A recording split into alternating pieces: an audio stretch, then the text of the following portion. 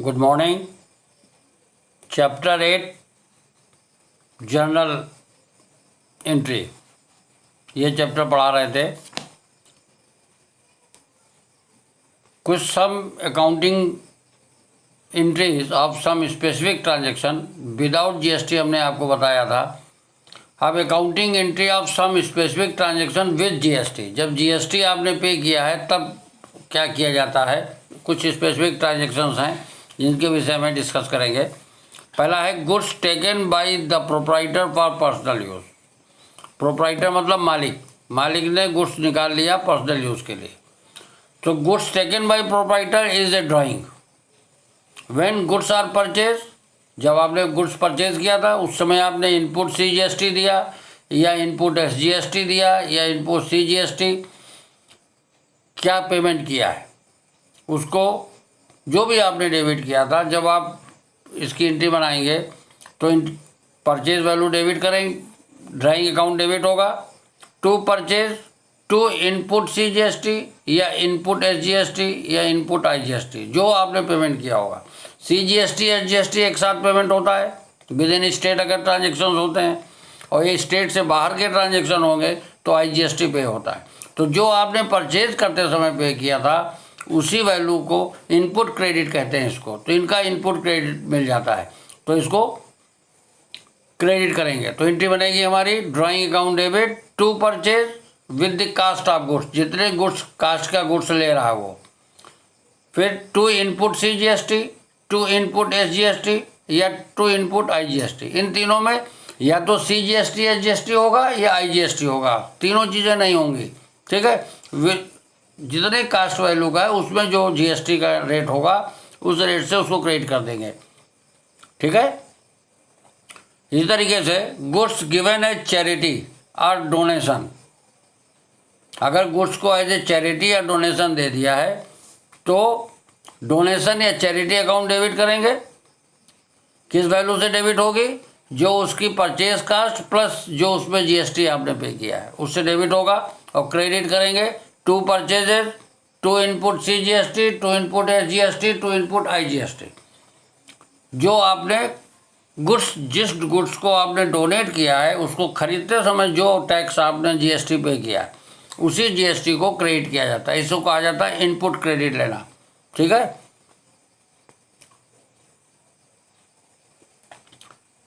अब कुछ एग्जाम्पल देके आप लोगों को समझा रहे हैं।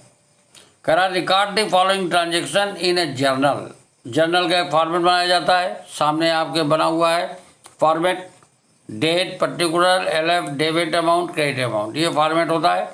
इसमें आपको ट्रांजेक्शन जो दिए हैं इनकी एंट्री करनी है। पहला ट्रांजेक्शन कह रहा है withdrawn goods for personal use, cost price 5000, IGST 18%, sales price 7000। तो सेल्स प्राइस से कोई मतलब नहीं, तो एंट्री बनेगी हमारी क्या, drawing account debit to purchase to input IGST.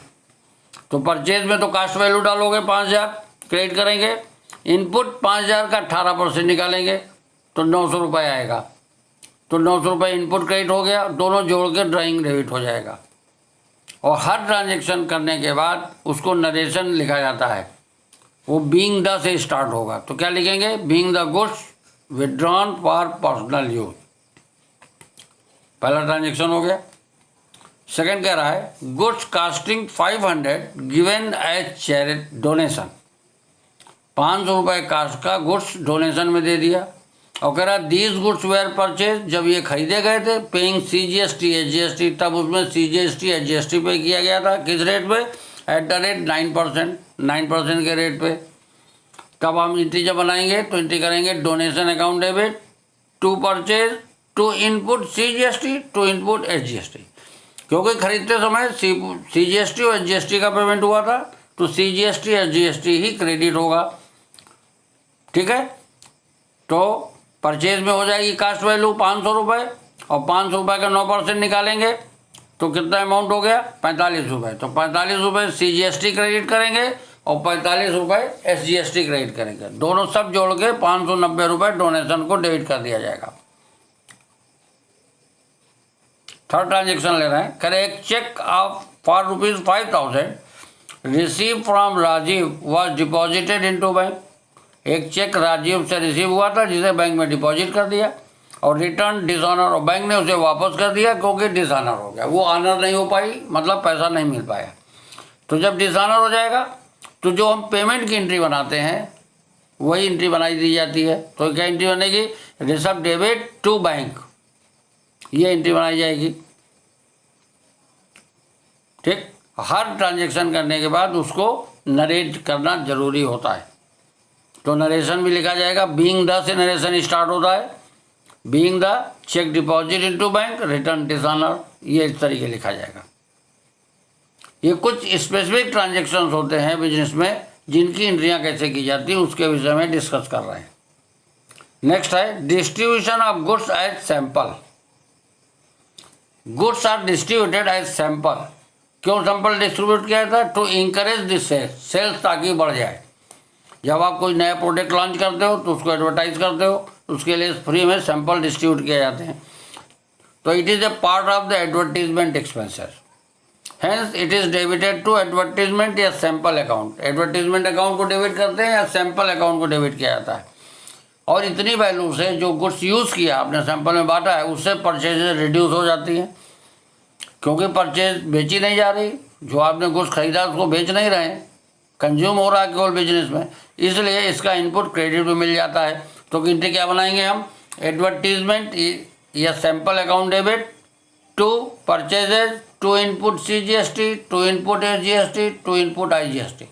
अब CGST SGST एक साथ लगता है विद इन स्टेट, अगर आप परचेज करते हैं, और आउटसाइड स्टेट से खरीदा जाता है तो IGST लगता है। तो जो चीज़ आपने खरीदते समय पे किया है, जो GST पे किया इनपुट, चाहे CGST SGST पे किया या IGST पे किया, उसी को क्रेडिट किया जाएगा।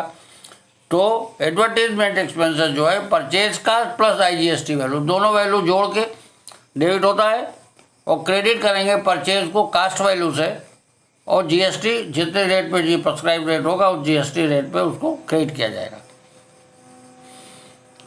इसी तरीके से loss of stock by theft और फायर, किसी भी केस से अगर गुड्स लॉस हो गया है, स्टॉक आपका नुकसान हो गया है, तो दो तरीके की सिचुएशन बन सकती है कि जो गुड्स लॉस हुआ है वो इंश्योर्ड था कि नहीं था। अगर इंश्योर्ड नहीं था तो सिर्फ एक एंट्री बनेगी, अगर इंश्योर्ड था और इंश्योरेंस से क्लेम मिल गया तो 3 एंट्रियाँ बनाई जाती हैं। तो पहले विदाउट इंश्योर्ड, जब इंश्योर्ड नहीं है तो हम क्या एंट्री बनाएंगे? तो लिखेंगे loss of stock by theft या फायर, जिस वजह से लॉस हुआ, to purchases, to input CGST, to input SGST, to input IGST। ये चीज़ ध्यान रखना है कि जो गुड्स लॉस हुआ है वो हमने जब खरीदा था तो उस समय हमने CGST या GST पे किया या IGST पे किया। जो आपने पे किया है at the time of purchase उसी GST को क्रेडिट किया जाता है। तो लॉस बाय फायर या थेफ्ट जो होगा वो परचेज का प्लस GST वैल्यू से डेबिट किया जाएगा। अगर मान लिया इसका इंश्योरेंस है तो आप क्लेम लॉस करोगे तो एंट्री बनेगी insurance company account debit to loss by fire. In case goods are insured and insurance claim is loss, अगर इंश्योरेंस क्लेम किया जाएगा इंश्योरेंस से तब एंट्री बनाई जाएगी insurance company account debit to loss of goods by theft और fire, जितना आपने पहले लॉस को डेबिट किया है। ठीक, अब इंश्योरेंस कंपनी आपको पूरा पैसा भी क्लेम मिल सकता है या कम भी मिलेगा। अगर पूरा पैसा क्लेम मिलेगा तो bank account debit to insurance company claim amount है, जितना आपने लॉस क्लेम किया है उतना पूरा अगर बैंक इंश्योरेंस कंपनी दे दी तो एंट्री बनाई जाएगी बैंक टू इंश्योरेंस कंपनी। अगर मान लिया पूरा नहीं मिलता है, सपोज 10,000 का लॉस हुआ और कंपनी ने 8,000 ही केवल क्लेम एक्सेप्ट किया, तो 2,000 का क्लेम उसने एक्सेप्ट नहीं किया, तब किस तरीके एंट्री बनाएंगे? तब एंट्री बनाएगी bank account debit profit and loss account debit to loss insurance company. तो बैंक अकाउंट में with the amount receive as a claim, जो क्लेम रिसीव किया उस अमाउंट से बैंक को डेबिट करेंगे, और प्रॉफिट लॉस को डेबिट करेंगे जो क्लेम नहीं मिला है with the amount of claim not admitted, उस वैल्यू से प्रॉफिट लॉस को डेबिट करेंगे, और to insurance company total claim जो आपने किया था उस वैल्यू से इंश्योरेंस कंपनी को क्रेडिट किया जाता है। अब इसमें कुछ ट्रांजेक्शन्स हैं, जनरल एंट्री हैं, उसको समझाएंगे। कह रहा है जनरलाइज द फॉलोइंग। जनरलाइज का मतलब होता है जर्नल में एंट्री करना, the process involve for recording in the journal that is called the journalising. जो प्रोसेस जर्नल में रिकॉर्ड करने, एंट्री रिकॉर्ड करने के लिए किया जाता है उसे हम जर्नलाइजिंग कहते हैं। ठीक है, तो जर्नलाइजिंग द फॉलोइंग मतलब इसको जर्नल में एंट्री करनी है। पहला क्या कह रहा है, goods purchase for ₹5,000 were use the proprietor for personal purpose. ठीक, 7 ट्रांजेक्शन दिए हैं, नीचे लिखा all transaction except otherwise stated are subject to levy of CGST and SGST at the rate 9%। मतलब जितने भी ट्रांजेक्शन है एक्सेप्ट अदरवाइज, जिसमें कहा गया उसको छोड़ के, कुछ स्टेटेड किया, कुछ बोला गया हो तो उसको छोड़ के सब में CGST SGST ही लगना है और 9% ईच लगना है। ठीक है, तो इन्होंने गुड्स परचेज किया 5,000 का और यूज़ कर लिया प्रोप्राइटर ने, तो प्रोप्राइटर यूज़ करता है तो ड्राइंग हो जाता है, तो एंट्री बनेगी drawing account debit to purchase to input CGST to input SGST। ठीक, परचेज को क्रेडिट करोगे जो कास्ट वैल्यू है, जितनी कास्ट का 5,000 का, 5,000 परचेज क्रेडिट हो गया, 5,000 का 9% निकालोगे तो 450 रुपये आएगा। तो 450 रुपये कैसे निकालते हैं 9%, 5,000 इंटू 9/100, तो जो वैल्यू निकलेगी वो CGST हो गई, वही वैल्यू SGST हो जाएगी। तो 5,000 का निकालेंगे 9% तो 450 आएगा, तो 450 CGST क्रेडिट हो गया, 450 SGST क्रेडिट, सब जोड़ के ड्राइंग को डेबिट कर दिया। नरेशन लिखेंगे being the goods use for personal purpose. ठीक, CGST एंड SGST रिवर्ट, उसको रिवर्ट कर दिया गया। सेकेंड ट्रांजेक्शन है correct 200 due from Hari are bad debt, it is not subject to levy of GST। ये GST इसमें नहीं लगना है। बैड डेप्ट हो गया, हरी के पास ड्यू था, बैड डेप्ट हो गया, तो बैड डेप्ट हो जाता है जब अमाउंट, तो एंट्री बनती है बैड डेप्ट अकाउंट डेबिट टू किसके पास ड्यू था, हरी के पास, तो टू हरी, ये एंट्री बनेगी। थर्ड है गुड्स अनइंश्योर्ड, इंश्योर्ड नहीं है, ₹3,000 परचेज कास्ट थी, वेयर डिस्ट्रॉयड बाई फायर, जो कि फायर में नुकसान हो गया, तो हमारी एंट्री बनाएंगे हम कैसे, loss of stock by fire account debit to purchase account to input CGST to input SGST account. तो परचेज को क्रेडिट करोगे 3,000 थे, अब 3,000 पे 9% निकालोगे तो 9 27 270 रुपये आएगा। ठीक, तो 270 CGST क्रेडिट हो गया, 270 SGST क्रेडिट हो गया। फिर सब जोड़ के लॉस बाई फायर को डेबिट कर देंगे। देखिए इस तरीके से एंट्री बनेगी, loss by fire account debit 3,540, 3,000 plus 270 मतलब 3,540। अब नेक्स्ट कह रहा है 4 ट्रांजेक्शन में correct goods casting 4,000 damage by fire, आग लगने से 1,000 की कास्ट का गुड्स डैमेज हो गया। And insurance company accepted claim 800 and cheque is receive from the insurance company, और इंश्योरेंस कंपनी से चेक रिसीव हो गया। तो इसमें 3 एंट्रियाँ बनेंगी। पहले तो लॉस हो गया, तो पहले आप एंट्री बनाएंगे लॉस ऑफ स्टॉक, ये loss of goods by fire debit to purchase account to input CGST account to input SGST account. तो परचेज अकाउंट में क्रेडिट करेंगे 1,000 का 9% निकालेंगे तो 90 रुपये आया, तो 90 रुपये CGST हो गया, 90 रुपये SGST हो गया। तो 1,000 प्लस 90 प्लस 90 मतलब 180 और जोड़ दिया तो 1,180, तो लॉस बाई फायर 1,180 से डेबिट हो गया। फिर इंश्योरेंस ने क्लेम एक्सेप्ट किया, तो क्लेम तभी एक्सेप्ट करेगा तो पहले आप क्लेम लॉस करोगे, तो एंट्री बनाओगे insurance company account debit to loss by goods loss by fire account, जितनी वैल्यू से आपने डेबिट किया है। और फिर पैसा मिला 800 रुपये, तो bank account debit profit and loss account debit to insurance company. इस तरीके से 3 एंट्रियाँ बनेंगी। देखिए 4 ट्रांजेक्शन में पहले loss of stock by fire to purchase to input CGST to input SGST, ये लॉस हो गया। फिर इंश्योरेंस कंपनी से आपने क्लेम लॉस किया तो insurance company account debit to loss of stock by fire 1180। अब 800 रुपये मिल गया तो बैंक अकाउंट डेबिट, चेक मिली है चूँकि, जो नहीं मिला उससे profit and loss account debit हो गया 380 रुपये से, और टू इंश्योरेंस कंपनी। इस तरीके से एंट्री बनाई जाती है। Fifth transaction, correct, goods costing 500 given a charity, sale price 600। Sale price से हमको मतलब नहीं, कास्ट प्राइस से एंट्री हो रही क्योंकि बेच तो रहे नहीं, यूज़ हो रहा है।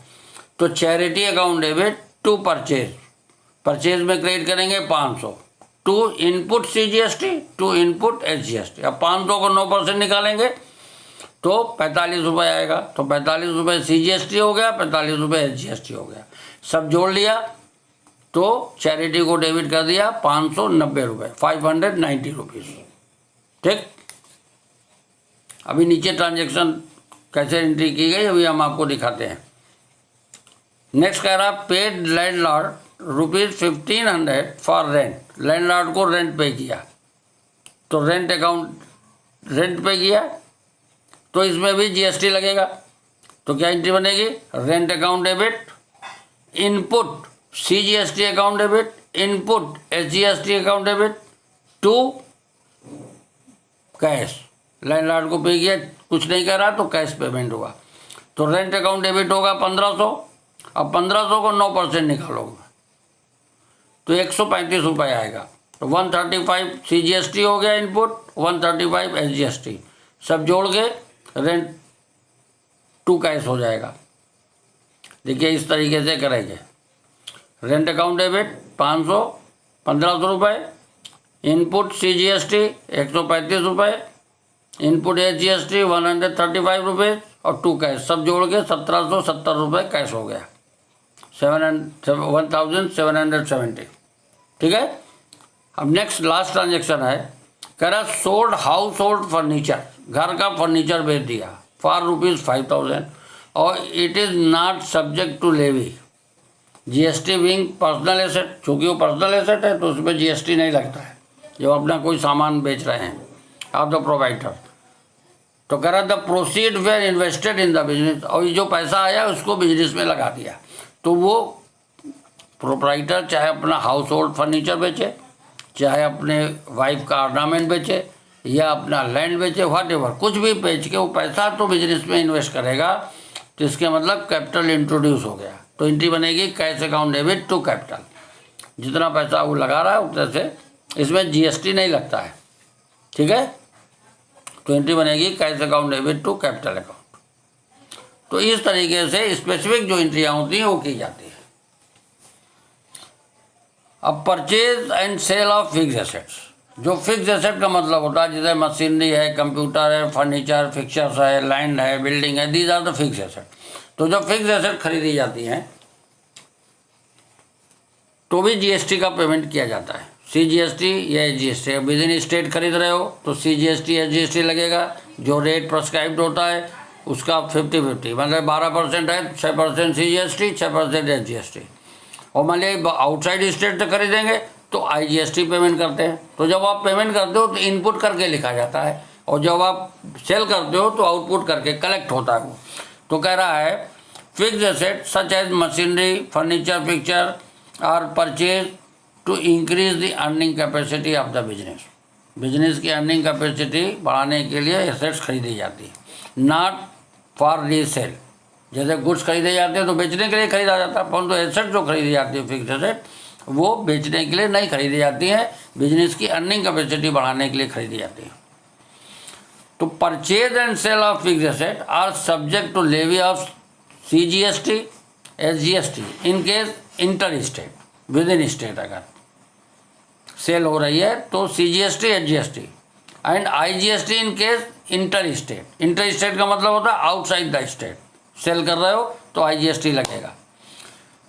तो जब आप purchase assets is debited with the amount of purchase, while GST चाहे CGST हो, चाहे SGST हो, चाहे GST is paid is debited for input CGST करके डेबिट करेंगे। अगर आप सेल करोगे तो आउटपुट करके क्रेडिट किया जाता है, आउटपुट CGST। चाहे अब कौन सी CGST है, GST कौन सी है, दो तरीके की स्टेट में लगती है, CGST और SGST, और आउटसाइड स्टेट में IGST लगता है। तो इस तरीके से एंट्री बनाई जाएगी। जैसे on purchase of fix asset, fix asset आप दो तरीके से खरीद सकते हो, या तो कैश खरीदोगे, या चेक से पेमेंट करके खरीदोगे, या उधार खरीदोगे। ठीक, तो क्या एंट्री बनाएंगे, फिक्स एसेट। फिक्स एसेट के लिए नाम लिखेंगे, जो एसेट आप खरीद रहे हो। जैसे मशीनरी खरीद रहे हो तो machinery account debit, input CGST, input SGST, या इनपुट IGST, जो लग रहा हो जहाँ से आप खरीद रहे हो। टू कैश खरीदा है तो टू कैश हो जाएगा, चेक से खरीदा है तो टू बैंक हो जाएगा। और अगर मान ली क्रेडिट में खरीदा है तो टू सप्लायर, जिससे खरीदा है उसका नाम लिखा जाएगा, सप्लायर की जगह, मतलब मीन्स उससे नाम। जैसे राम एंड कंपनी से खरीदा तो टू राम एंड कंपनी हो जाएगा। इसी तरीके से on sale of fix asset, जब एसेट बेचोगे तो या तो नकद बेचोगे या उधार बेचोगे। और जब एसेट बेची जाती है तो या उसमें प्रॉफिट होता है या लॉस होता है, दो में एक चीज़ होती है। तो प्रॉफिट होगा तो क्रेडिट किया जाता है, और लॉस होता है डेबिट होता है। तो एंट्री हम कंबाइंड बता दे रहे हैं आपको। तो क्या एंट्री बनेंगे, कैश बेचेंगे तो कैश अकाउंट डेबिट, अगर चेक मिल रहा है बेचने पे तो बैंक अकाउंट डेबिट, और मान ली क्रेडिट बेच रहे हो तो जिसको बेच रहे हो परचेजर का नाम डेबिट करेंगे, तो परचेजर अकाउंट डेबिट। ठीक, टू फिक्स एसेट्स, और to output CGST, to output SGST, to output IGST। अब प्रॉफिट और लॉस कैसे निकाला जाता है, जो सेल वैल्यू होती है, जितने में आपने बेचा एसेट्स को, विदाउट GST वैल्यू, GST को नहीं इसमें लिया जाएगा, जो सेल वैल्यू होगी उससे बुक वैल्यू माइनस करेंगे। बुक वैल्यू मतलब जो बैलेंस, जो आपके बुक्स में पहले से शो हो रही है, जितनी की थी। सपोज 50,000 की एसेट थी, उसको आपने 60,000 में बेच दिया, इसके मतलब 10,000 का प्रॉफिट हो गया, तो प्रॉफिट को क्रेडिट किया जाता है। तो टू प्रॉफिट लॉस करके लिखेंगे। अगर लॉस होगा, 50,000 की एसेट आपने 45,000 में बेच दी, इसके मतलब 5,000 लॉस हो गया, तो to loss on sale of fix asset करके डेबिट किया जाता है। इस तरीके से एंट्रियां बनाई जाती हैं विद GST।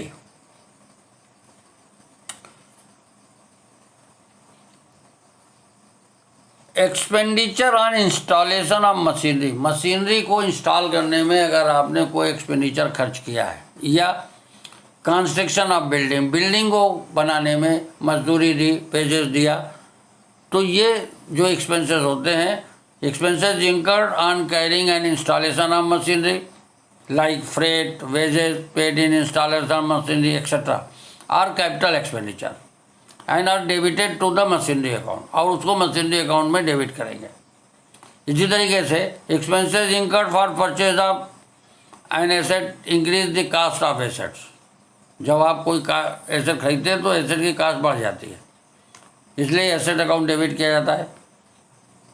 फॉर एग्जाम्पल, कि amount spend on construction of foundation in installation of machinery, machinery को इंस्टॉल करने के लिए फाउंडेशन का कंस्ट्रक्शन कराया, तो फाउंडेशन कंस्ट्रक्शन में जो आपने मजदूरी दी, जो मटेरियल लगा, वो सब मशीनरी कास्ट में जुड़ जाएगा, वो मशीनरी को डेबिट किया जाएगा। अगर सिर्फ कंस्ट्रक्शन ऑफ बिल्डिंग है, फाउंडेशन नहीं लिखा है, तो बिल्डिंग अकाउंट डेबिट हो जाएगा। ये कैपिटल एक्सपेंडिचर होते हैं, इसको जो चीज़ में आप खर्च करें उसी को डेबिट करते हैं। अब एक एग्जाम्पल ले लेते हैं, इससे काफ़ी कुछ क्लियर होगा। कह रहा journalise the following transaction in the books of Gopal, a trader of Delhi, Delhi का व्यापारी है, उसकी बुक्स में ये जनरल एंट्री, जनरलाइज करना मतलब जनरल एंट्री करना है। ये ट्रांजेक्शन दिए हैं डेट वाइज, और नीचे लिखा है all transaction except purchase of building, building purchase को छोड़ के, stamp duty and wages for installation of machinery are subject, और stamp duty and wages for installation of machinery, इनको छोड़ के all subject to levy of GST, सब में GST लगेगा। किस तरीके लगेगा, CGST SGST 9% ईच होगा, और IGST जहाँ लगना है वहाँ 18% लगेगा। ठीक, अब पहला कह रहा है purchase building and issue cheque. तो चूंकि यहाँ कह रहा है बिल्डिंग में स्टैम्प ड्यूटी और वेजेज और इंस्टॉलेशन ऑफ मशीनरी, इसमें जीएसटी नहीं लगना, तो हम इसमें जीएसटी नहीं लगाएंगे। तो हम एंट्री क्या बनाएंगे, building account debit to bank, क्योंकि चेक से पेमेंट कर रहे हो। एंट्री बनाते हैं rules of debit and credit के बेस पे। जैसे इस ट्रांजेक्शन में आपने देखिए 2 अकाउंट इन्वॉल्व हो रहे हैं। एक कौन सा अकाउंट इन्वॉल्व हो रहा है, बिल्डिंग। दूसरा कौन सा हो रहा है, चेक इशू कर रहे हो तो बैंक अकाउंट। दोनों ही एसेट्स हैं। तो बिल्डिंग इंक्रीज कर रही और बैंक डिक्रीज कर रहा है जब चेक इशू कर रहे हो। तो रूल क्या कहता है एसेट का, increase are debit decrease are credit. तो उसी रूल के तहत एंट्रियां बनाई जाती हैं। तो बिल्डिंग अकाउंट डेबिट हो गया और बैंक क्रेडिट हो गया। क्योंकि जीएसटी इसमें नहीं लग रहा है, क्वेश्चन में स्पेसिफिक लिखा है, तो इसलिए जीएसटी नहीं लगाएंगे। नेक्स्ट कह रहा है, सेम डे कह रहा है paid stamp duty by cheque. Stamp duty pay किया, रजिस्ट्रेशन, बिल्डिंग को रजिस्ट्रेशन कराने के लिए, रजिस्ट्री कराने के लिए स्टाम्प ड्यूटी पे किया, तो ये बिल्डिंग अकाउंट डेबिट हो जाएगा। तो क्या एंट्री बनेगी, building account debit to bank, stamp duty के तय पे किया। ठीक, नेक्स्ट कह रहा है purchase machinery from Remson Chandigarh on credit. Credit में खरीदा मशीनरी 10 तारीख को, तो हम एंट्री क्या बनाएंगे, machinery account debit. Chandigarh Delhi से बाहर है, दूसरे स्टेट का है, तो आईजीएसटी लगेगा। तो input IGST account debit to, credit में खरीद रहे हैं, टू रेमसन, ये एंट्री बनेगी। तो मशीनरी में डेबिट करोगे 2 लाख रुपए, इनपुट आईजीएसटी 2 लाख का 18% निकालोगे, वो इनपुट आईजीएसटी में डेबिट करोगे और दोनों जोड़ के रेमसन को क्रेडिट करोगे। इस तरीके से एंट्री बनाई जाएगी। Machinery account debit 2 lakh, input IGST 36,000, दोनों जोड़ लिया, टू रेमसन चंडीगढ़ को क्रेडिट किया 2,36,000। करेक्ट। नेक्स्ट ट्रांजेक्शन कह रहा है brought furniture from Hind traders Delhi for cash. अब ब्रॉड माने होता खरीदना, फर्नीचर खरीदा उसने, किससे खरीदा, हिंद ट्रेडर से, दिल्ली से, परंतु कैश खरीदा। इसके मतलब हिंद ट्रेडर से कोई मतलब नहीं, कैश खरीदा मतलब कैश ट्रांजैक्शन हो गया। तो हम एंट्री क्या बनाएंगे, दिल्ली से ही खरीदा तो सीजीएसटी या जीएसटी लगेगा। तो क्या एंट्री बनेगी, फर्नीचर अकाउंट डेबिट, जितनी वैल्यू दी है उसे फर्नीचर डेबिट कर दिया, input CGST account debit, input SGST account debit. तो 9% सीजीएसटी निकालेंगे, 9% एसजीएसटी। तो जैसे 10,000 फर्नीचर हो गया, 10,000 का 9%, 900 सीजीएसटी हो गया, 900 एसजीएसटी हो गया, सब जोड़ लिया तो टोटल वैल्यू कैश को क्रेडिट कर देंगे। तो 11,800 जो वैल्यू आएगी वो क्रेडिट हो गया। देखिए इस तरीके furniture account debit, input CGST debit, input SGST debit to cash. ठीक है। एवरी ट्रांजैक्शन करने के बाद नरेशन लिखना मस्ट होता है। नरेशन लिखा जाता है बीइंग द से स्टार्ट करके, being the furniture purchase for cash paid CGST SGST at the rate 9% each, बस। और नेक्स्ट ट्रांजेक्शन है करा brought computer from HP limited Noida and amount paid by internet transfer. Internet transfer मतलब bank के through payment किया आपने। Correct. Broad बने खरीदा, क्या खरीदा, कंप्यूटर खरीदा। कहाँ से खरीदा, नोएडा यूपी से। और व्यापारी कहाँ का, दिल्ली का, तो आउटसाइड स्टेट हो गया। तो यहाँ पर क्या लगेगा, आईजीएसटी लगेगा। तो क्या एंट्री बनाएंगे, computer account debit 50,000, input IGST account debit. अब 15,000 का 18% निकालेंगे तो 18 पंचे 90, 9,000 हो गया। और टू बैंक, क्यों इंटरनेट ट्रांसफ़र तो बैंक लिखा जाएगा। ये एंट्री बनेगी, इस तरीके से एंट्री बनेगी। ये देखिए computer account debit, input IGST debit to bank, दोनों जोड़ के टू बैंक हो जाएगा।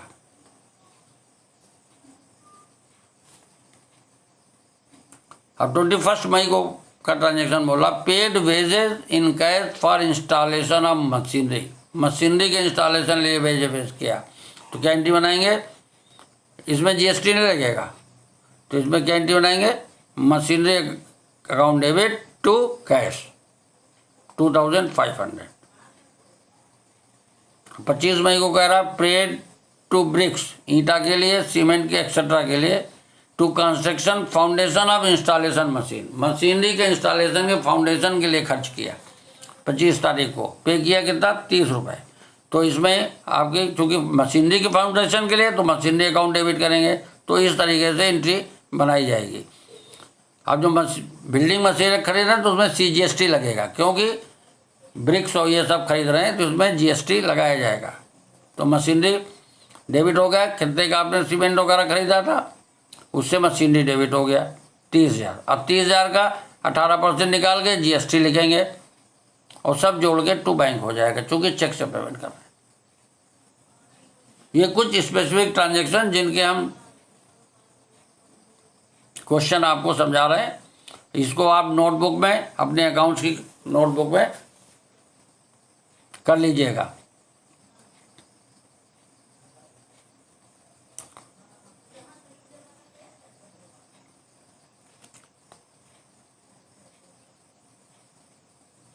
नेक्स्ट ट्रांजेक्शन देख रहे हैं, करा journalise the following transaction in the books of Rajan of Delhi. Delhi का व्यापारी है राजन, उनकी बुक में जनरल एंट्री करनी है, जनरलाइज करना है ट्रांजेक्शन को, ठीक है। अब ये स्पेसिफिक ट्रांजेक्शन जो होते हैं उनका डिस्कशन कर रहे हैं। करा sold goods to Krishna at list price 20,000, let trade discount 10%, add CGST, SGST 9% and allow cash discount 5%. कह रहा पेड द अमाउंट इमीडिएटली, अगर इमीडिएटली पे कर दिया इसका मतलब कैश सेल हो गई है। जब आप तुरंत पेमेंट कर रहे हैं इसका मतलब कैश सेल हो गई, करेक्ट। तो इसको कैसे करोगे, 20,000 में पहले लिस्ट प्राइस में से 10% ट्रेड डिस्काउंट घटा देंगे, निकालेंगे तो 20,000 का 10% आप निकालेंगे तो आएगा 2,000। तो 20,000 में 2,000 माइनस कर देंगे तो वैल्यू आ गई 18,000। तो 18,000 रुपये की तो आपकी सेल हुई। देखिए इस तरीके से ट्रांजेक्शन किए जाएंगे। नीचे 18,000 की सेल हो गई, अब 18,000 पे GST लगाएंगे 9%, तो 18,000 का 9% GST लगा, वो आपका आ गया 1,620, 1,620। तो 1,620 CGST हुआ, 1,620। अब सबको जोड़ लीजिए, तो सब जोड़ लेंगे तो कितना आ जाएगा 21,240। अब 21,240 का 2% रिबेट मिलेगा, जितना कह रहा है कैश डिस्काउंट 5%, तो 5% निकालेंगे उसको, तो एंट्री बनेगी cash account debit, discount allowed account debit, to sales, to output CGST, to output SGST। इस तरीके से एंट्रियां बनाई जाती हैं।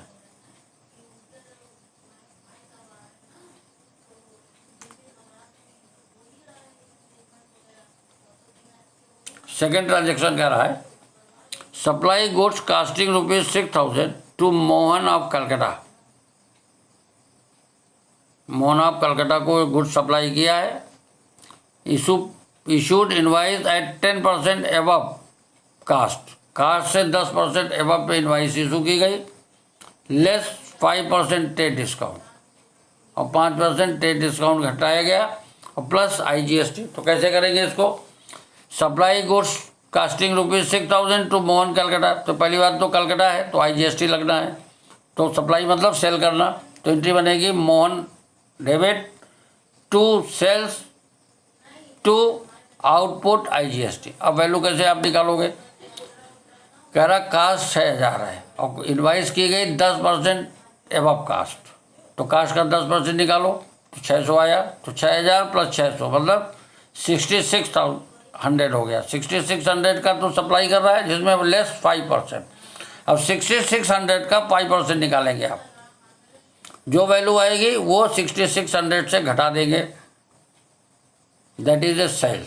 तो वो क्या वैल्यू निकलेगी, 6600 से जब आप घटाएंगे डिस्काउंट 5%, तो 6600 का 5% कितना होगा 330 हो गया, तो घट गया तो आ गया 6270। तो 6270 तो सेल्स हो गई। अब इसका 9% निकालेंगे तो जो वैल्यू आएगी वो 1129, वो आप आउटपुट CGST को क्रेडिट करेगा, दोनों जोड़ के मोहन को डेबिट करेंगे। तो Mohan account debit to sales to output IGST, इस तरीके से किया जाएगा।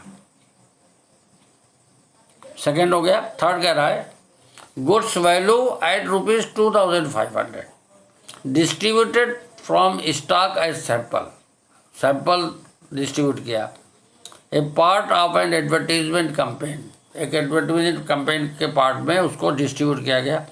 और कह रहा these goods purchase paying CGST and SGST, जब ये गुड्स खरीदा था तो हमने CGST और SGST 9% ईच पे किया था। तो चूँकि सैंपल में दे रहे हैं और किस लिए दे रहे हैं, एडवर्टीजमेंट के लिए, तो एंट्री हम बनाएंगे advertisement account debit to purchases to input CGST to input SGST। तो परचेज में 2500, अब 2500 का 9% निकालेंगे, वो आउटपुट CGST और आउटपुट SGST में क्रेडिट करेंगे और सारी वैल्यू जोड़ के वो एडवर्टीजमेंट डेबिट करेंगे। इस तरीके से किया जाएगा। देखिए advertisement account debit to purchase, purchase में 2500, अब इसका निकालेंगे जो रेट GST का दिया है, तो to input CGST to input SGST, क्योंकि खरीदते वक्त CGST SGST पे किया था, तो यहाँ पर CGST SGST ही को इनपुट क्रेडिट लिया जाएगा, क्रेडिट करेंगे और सब जोड़ के एडवर्टीजमेंट एक्सपेंसेस को डेबिट करेंगे।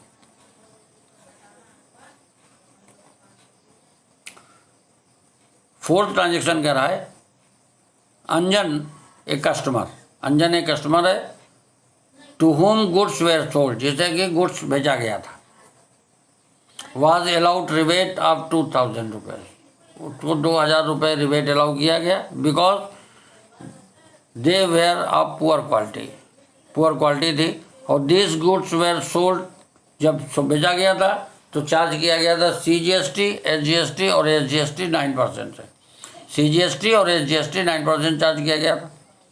तो रिबेट अलाउ किया है, तो rebate account debit, output CGST debit, output SGST debit टू किसको अलाउ किया आपने, राजन कस्टमर को, तो टू राजन हो जाएगा। ये एंट्री बनाई जाएगी इस तरीके से। Rebate account allowance account debit 2000, output CGST debit, output SGST debit to Rajan, ये एंट्री बन जाएगी। ठीक है।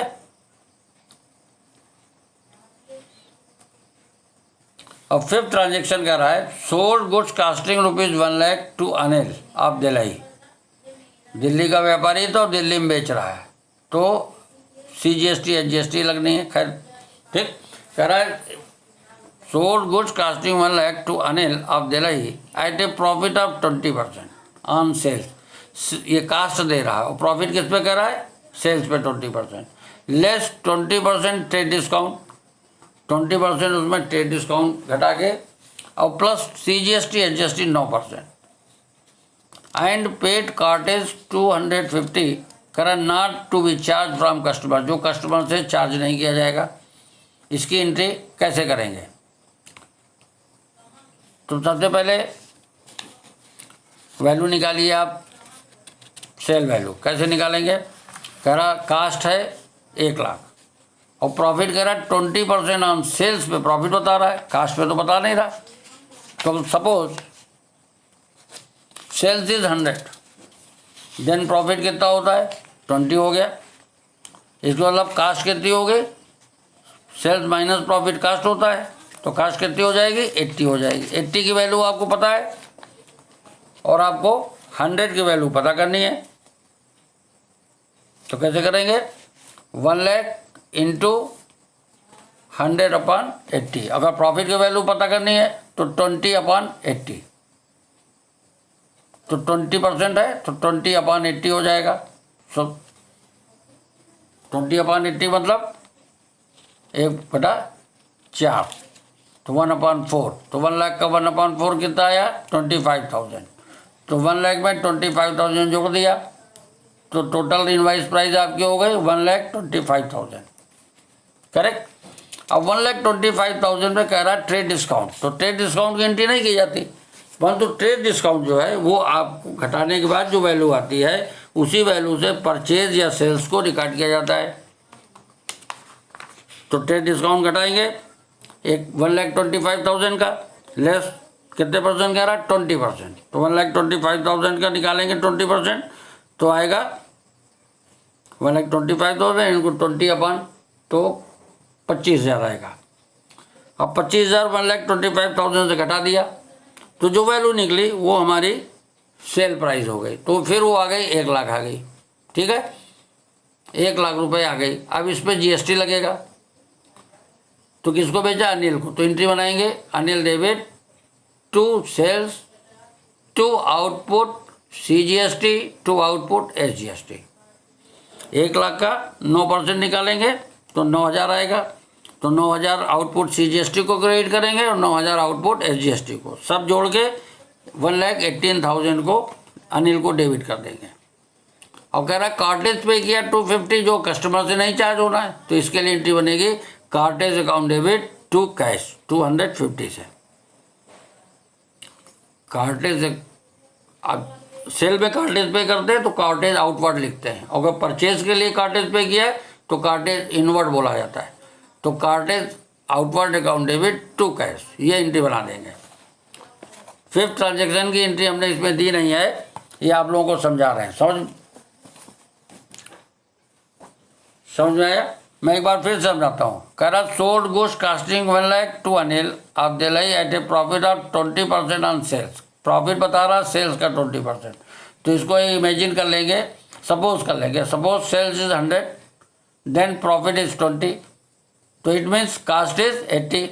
तो कास्ट 80 हो गया, कास्ट आपको पता है 1 लाख, अब 20 आपको पता करनी है, तो 1 लाख इंटू 20/80, तो 20/80 निकालोगे तो आएगा 25,000, ये हो गया प्रॉफिट। अब कास्ट में प्रॉफिट जोड़ देंगे तो आपकी इनवाइस प्राइस आ जाएगी। तो 1 लाख में 25,000 जोड़ेंगे तो 1,25,000 आएगा। अब 1,25,000 का 20% ट्रेड डिस्काउंट निकाल के माइनस करेंगे, तो 1,25,000 का तो 20% निकालेंगे तो आएगा 25,000 का 20%, फिर आ जाएगा 25,000, वो माइनस कर दिया तो आ गया 1 लाख। तो 1 लाख की आपकी सेल हुई, करेक्ट।